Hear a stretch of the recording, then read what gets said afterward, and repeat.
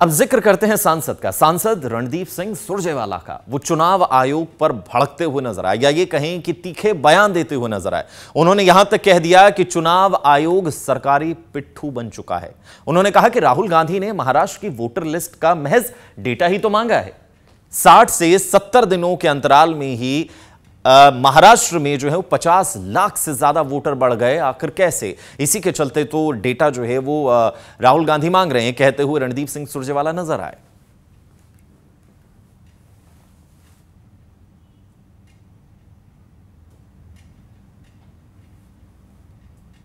देखिए, चुनाव आयोग जो है उसको पिट्ठू नहीं बनना चाहिए।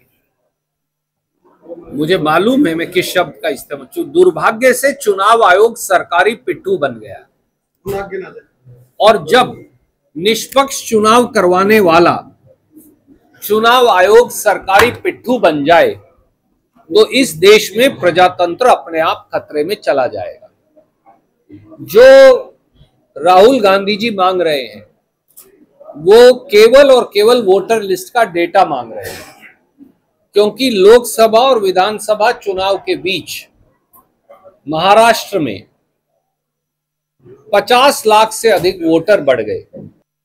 ऐसा है, आरएसएस ने तो कभी देश की जंग आजादी के संग्राम में भाग ही नहीं लिया।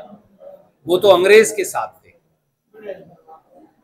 तो जो अंग्रेज के साथ थे उनको इतिहास की कितनी जानकारी है इसके बारे में तो वही जानते होंगे। मैं सिर्फ ये कहता हूं कि इस देश के करोड़ों लोगों ने जहां स्वतंत्रता संग्राम में योगदान दिया, उनके मुखिया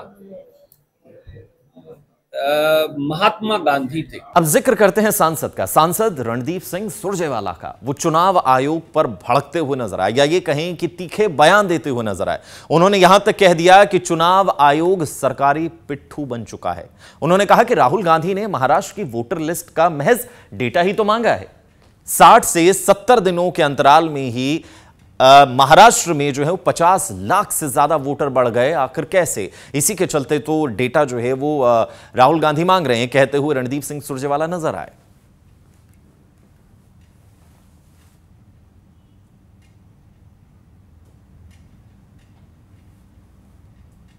देखिए, चुनाव आयोग जो है उसको पिट्ठू नहीं बनना चाहिए।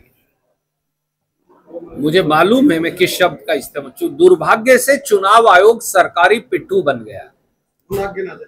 और जब निष्पक्ष चुनाव करवाने वाला चुनाव आयोग सरकारी पिट्ठू बन जाए तो इस देश में प्रजातंत्र अपने आप खतरे में चला जाएगा।